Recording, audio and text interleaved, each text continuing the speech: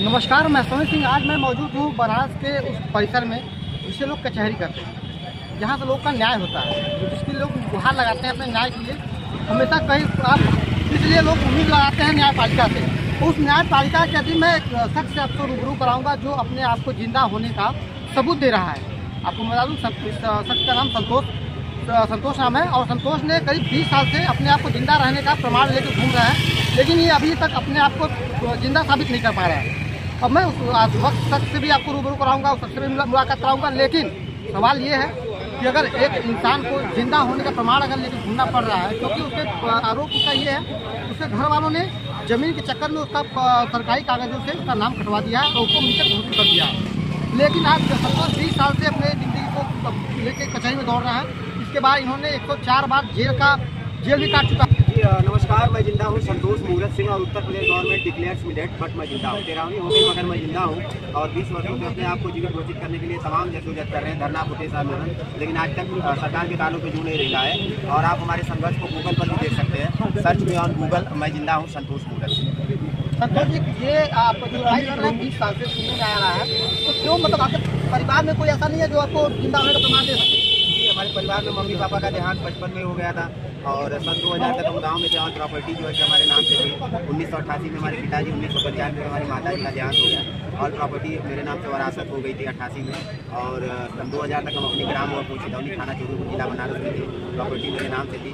और सन 2000 में film star Nana Patekar साहब आज फिल्म की शूटिंग के लिए आए और उनसे मेरी मुलाकात हुई, उनके बॉम्बे चले गए और 3 साल हम नहीं आए। 3 साल में हमारे दयाल प्रधान चेतन सिंह, दुर्गा सिंह, अजय सिंह, नारायण सिंह व अन्य जाति के लोगों ने मिलकर ग्राम प्रधान संजू देवी कल्लू, ये लोग मिलकर वाराणसी सदर तहसील राजस्व विभाग में एक हलफनामा लगाते हैं। लापता मिसिंगला मुंबई ट्रेन बम ब्लास्ट में संतोष मूरत सिंह मर चुका है और देरावनी करके हमारे हिस्से की 12.5 एकड़ जमीन अपने नाम करा ली। तब से लेकर अब तक हमें साबित कर रहे हैं कि मरे नहीं, हम जिंदा हैं, लेकिन आज तक सरकार ने हमको जिंदा नहीं। 20 साल से आप जो है रिपोर्ट टांगे घूम रहे हैं, क्या अभी किसी भी अधिकारियों का आप पे निगाह नहीं आ रहा है क्या? आप कर पा रहे हैं? देखिए, देश विदेश के लोकतंत्र के मीडिया में जो है कि लोकतंत्र का चौथा स्तंभ मीडिया मुझे बराबर दिखा रही है, बराबर मेरा न्यूज़ में ऐसा हिंदुस्तान का कोई चैनल नहीं है, इलेक्ट्रॉनिक मीडिया, प्रिंट मीडिया जिसमें मेरा बाइट नहीं है। और विदेश में भी अल जजीरा, BBC, गल्फ न्यूज़ सब पे है।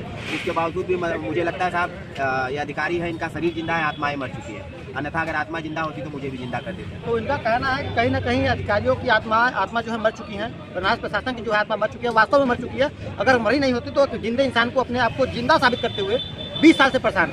सोचिए, अगर एक आदमी 1 दिन 2 दिन 3 दिन 4 दिन परेशान हुआ ठीक है, लेकिन जिंदा आदमी अगर अपने आप को साबित करने के लिए 20 साल से दौड़ रहा है तो कितना राम राज आ गया है। अब जिंदा होने की उम्मीद हमारी जो है थोड़ी बड़ी है कि जब राम को 14 वर्ष वनवास के बाद राम को न्याय मिल सकता है तो हम मुर्दों जिंदों को भी न्याय मिलेगा। तो क्या उम्मीद रखता है कि आपको आपका जो है जिंदा होने का प्रमाण या जिंदा होने का सबूत कब तक मिलेगा आपको? कब तक ये सरकार मानेगी या कब तक ये सरकारी विभाग के लोग मानेंगे, कब समाज मानेगा, कि कब लोग मानेंगे क्या जिंदा है? देखिए, ऐसा है कि जब तक सांस है तब तक आस है और उम्मीद पे सब जिंदा है, हम भी उम्मीद पे जिंदा है साहब। बाकी तो जीवन हमारा व्यवसाय तुम्हारा बॉलीवुड में सलमान खान भी कर चुके हैं हमारे जीवन पे मूवी बना के। कागज फिल्म आप लोगों ने देखा ही है, बॉलीवुड में सलमान खान ने जीवन हमारा व्यवसाय तुम्हारा सलमान खान ने कर लिया है। गांव में मरा हुआ घोषित करके जमीन हमारी कब्जा तुम्हारा दयाल प्रदान कर लिया है और हम 20 सालों से साबित कर रहे हैं कि मरे नहीं, हम जिंदा हैं, लेकिन सरकार के कानों पे जो नहीं रेंग रहा है। तो ये 20 सालों से अपने आप को जिंदा होने का प्रमाण देना है। आपने कोर्ट में क्या क्या प्रमाण ऐसा दिया है कि अभी भी कोर्ट नहीं मान रही है क्या जिंदा है? सवाल कोर्ट, आपका आधार कार्ड बना है कि उस समय आधार कार्ड नहीं था साहब, 2003 में आधार कार्ड जारी है। और रही बात कोर्ट की, तो स्टार्टिंग में हमने लोअर कोर्ट में 2004 में केस किया था। वकील महोदय ने कहा कि आपका जो है कि 2-4 पेशी में आपको जिंदा करवा देंगे, बोल के 3 साल जो है कि तारीख पर तारीख हमको देते रहे। अब चूँकि जो व्यक्ति मर चुका हो सरकारी अभिलेखों में, जिसका जहाँ में कुछ बचा ही ना हो, तो तारीख पे तारीख कोर्ट की फीस कहाँ से मैनेज करेगा? तो हमने कहा साहब हमारे पास पैसे तो है नहीं, तो बोले पैसे नहीं दोगे तो हम केस छोड़ देंगे। तो उन्होंने केस छोड़ दिया और हाल के हम 1 जनवरी 2012 से दिल्ली के जंतर मंतर पे अनिश्चितकालीन धरनारत हो गए। वहाँ पहुँच गए और वहाँ 10 साल लगातार दिल्ली जंतर मंतर पे हमने धरना दिया और उसके बाद वहीं से हमने तिहाड़ जेल भी हमें दिल्ली पुलिस ने जो 151 में यात्रा कराई और dead man offer to Sushma Swaraj कुजनी मैम की तबीयत खराब थी, वहाँ से हम मैम से मिले, उनको भी उन्होंने भी आश्वासन दिया अगर वो जिंदा होती तो शायद मुझे जिंदा होने में मदद मिलती। लेकिन तो इन्होंने एक बात कहा है कि पैसे को लेके, अगर पैसा है तो आप जिंदा हैं, पैसा नहीं हो तो आप जिंदा नहीं हैं। अगर साथ इनके पास पैसा होता तो अब तक ये सरकार भी मान ली होती कि ये जिंदा है और ये समाज भी मान लेता है जिंदा है और ये यहाँ के अधिकारी भी मान लेते जिंदा है।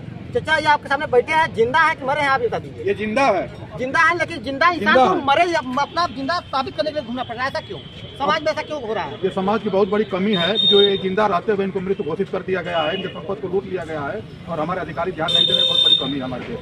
ये सबसे बड़ी कमी है कि अधिकारी सो रहे हैं, क्योंकि वास्तव में अगर अधिकारी जाग रहे होते तो एक जिंदा आदमी को अपने आप को जिंदा साबित करते हुए नहीं देखना पड़ता। भैया अपना नाम बताइए, इधर आ जाइए आप थोड़ा सा, आप थोड़ा इधर आ जाइए। आप ये बताइए, आपके सामने जो शख्स बैठे हैं वो आपको जिंदा लग रहा है कि मुर्दा लग रहा है? जिंदा लग रहा है, लेकिन सरकार और लोग कह रहे ये मर गए हैं। सामने दिख रहा है, आपको जिंदा दिख रहा है। ऐसा तो नहीं जिंदा की, इनका आत्मा तो नहीं बैठा है। लोगों को नजर में इनका आत्मा लग रहा होगा, सबको आत्मा नहीं दिखेगा। लेकिन सरकार क्यों नहीं इस चीज को मान दिया? क्यों अपने आप को जिंदा साबित करते हुए घूम रहा है? ऐसा क्या सरकार सही कार्य कर रही है? न्यायपालिका सही कार्य कर रही है?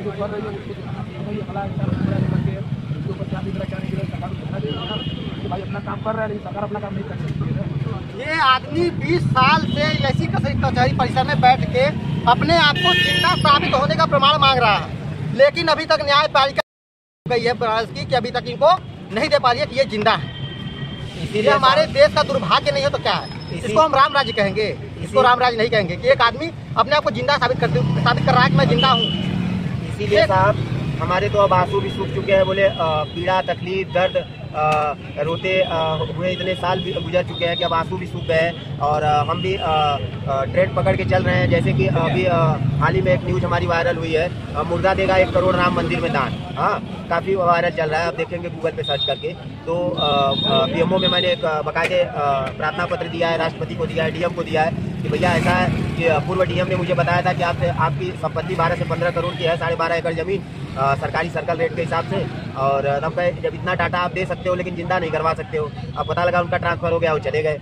तो हमने निवेदन किया सरकार से कि सरकार ऐसा है कि 1 करोड़ रुपए राम मंदिर में मैं दान दे रहा हूँ। हाँ, और रेवेन्यू का भी काम हो जाए, राम का भी काम हो जाए, और मेरा भी जो 12 से 15 करोड़ की संपत्ति है वो सरकार एक्वायर कर ले, 1 करोड़ राम मंदिर में ले ले, अब बाकी का जो धनराशि है वो हमारे खाते में दे दे।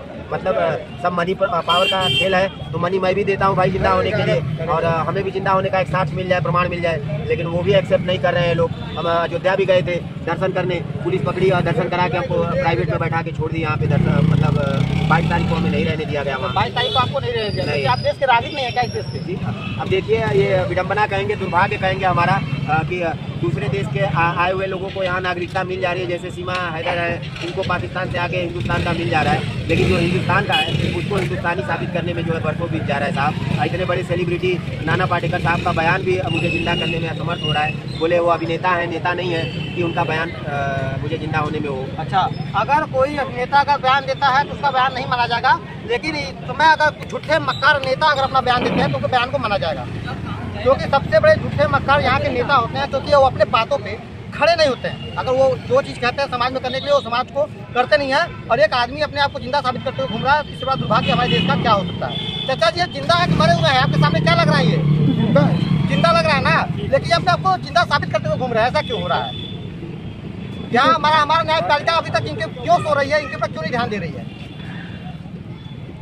दुर्भाग्य है नहीं हमारे देश का? ये जिंदा इंसान को अपने आप को जिंदा साबित करते हुए घूमना पड़ रहा है। 20 साल से इसी कचहरी परिसर में घूम रहा है, लेकिन कोई भी इस आदमी को जिंदा नहीं करा कि जिंदा है। हमारे देश का सबसे बड़ा दुर्भाग्य है कि ऐसे ऐसे लोग हमारे देश में अपने आप को जिंदा साबित करते हुए घूम रहा है कि भैया मैं जिंदा हूँ। संपत्ति के चक्कर में लोग नाम कटवा दे रहे हैं, इनको घोषित कर दे रहा है, लेकिन फिर भी आदमी अपने आप को जिंदा साबित करते हुए घूम रहा है। वकील साहब, जिंदा है कि मरे हैं? ये आपके सामने जिंदा लग रहा है, मरे लग रहा है? लग रहा है, देखने में लग रहा है जिंदा है, लेकिन इनको जो है कागज पे ये मर चुके हैं। इनकी कहानी कुछ फिल्मी स्टाइल वाला हो गई है कि लोग अपने काम जो है अपने आप को जिंदा करने का प्रमाण लेकर घूम रहे हैं, लेकिन लोग समाज न्यायपालिका नहीं मान रही कि जिंदा है। हमारे देश का बहुत बड़ा दुर्भाग्य है साहब कि इस आदमी को जिंदा। नहीं, आप रिकॉर्ड बोलिए, नहीं आप रिकॉर्ड बताइए, आप रिकॉर्ड बता दीजिए, उससे आपको कोई दिक्कत नहीं होगा। क्योंकि आप जो है अगर देश के सबसे नागरिक है, इस आदमी को जिंदा होने के बारे में आप खुद तो बताएंगे। मैं नहीं पूछूंगा कि बंदर बात बताइए, लेकिन इस समय इंसान जिंदा है कि नहीं जिंदा है, मैं ये पूछ रहा हूँ। जिंदा तो है, सभी बोलेंगे जिंदा है, लेकिन जिंदा है वकील साहब, लेकिन फिर भी लोग ये अपने आप को जिंदा साबित घूम रहा है, मैं जिंदा हूँ, लोग मान नहीं रहे। ये हमारे देश का दुर्भाग्य है कि वकील साहब बताओ? नहीं, दुर्भाग्य तो है, बात सही है आपका कहना। अगर मैं जिंदा हूँ और मैं अपना कागज लेकर कहाँ घूमूंगा वकील साहब? मुझे जिंदा करने का प्रमाण दे दीजिए। अगर हम 20 साल से दौड़ रहा तो मेरा दुर्भाग्य है, मैं देश का नागरिक हूँ, मैं भारत का नागरिक हूँ, मेरा दुर्भाग्य है कि मैं जिंदा होने का प्रमाण मांग रहा हूँ लोगों से, ये है कि नहीं? जिंदा होने का प्रमाण तो लोग दे सकते हैं, लेकिन मेन जिसका अथॉरिटी देने का उनसे बात मैं कीजिएगा। वही बात करूँ वकील साहब कि जिसको देना चाहिए ये क्यों नहीं दे पा रहा? क्या उनकी मजबूरी है, वही जानते हैं। तो ये वकील साहब है जो किसी पैसे में रहते हैं, ये सच्चाई नहीं बता पाएंगे। मैं बता रहा हूँ सच्चाई क्या है, क्योंकि इनके पास इनकी संपत्ति चली गई है, इनके पास इसमें 1 रुपया भी नहीं, जितनी भी संपत्ति थी इनके अड़ोस पड़ोस वाले कब्जा कर लिए हैं उस संपत्ति को लेने के लिए, इनका नाम कटवा दिए, इनको मृतक घोषित कर दिए हैं, ये सच्चाई है। आपको बम ब्लास्ट में बम ब्लास्ट मर गए जी 2003 में मुंबई ट्रेन बम ब्लास्ट में संतोष मूरत सिंह मर चुका है, दिखाया है, मतलब मैं मर चुका हूँ और 13वीं करके हमारे इसे 12.5 एकड़ जमीन अपने नाम ट्रांसफर करा दी। चाचा ये मरे हैं जिंदा हैं, आपके सामने जिंदा लग रहे हैं, लेकिन लोग न्यायपालिका नहीं मान दिया कि जिंदा है, न्यायपालिका कर रही है कि मर गए हैं, जाति हो रहा है। दुर्भाग्य है, दुर्भाग्य ऐसे हमारे जो देश में नेता पड़े हैं, लोग जान सब कुछ रहे हैं, चल तो इंटरनेशनल मीडिया पे भी ये सब चल रहा है, लेकिन लोग अंधभक्तों की तरह आँख अपने बंद कर लिए। दुर्भाग्य है हमारे देश का लोग ऐसे जिंदा साबित करने के लिए घूम रहा है। तो संतोष के बारे में आपका क्या विचार है, इनके जिंदा होने के बारे में आपका क्या विचार है, बना न्यायपालिका के बारे में आपका क्या विचार है, कमेंट बॉक्स में जरूर बताएं। वीडियो अगर अच्छा लगा तो चैनल को सब्सक्राइब करना ना भूलें।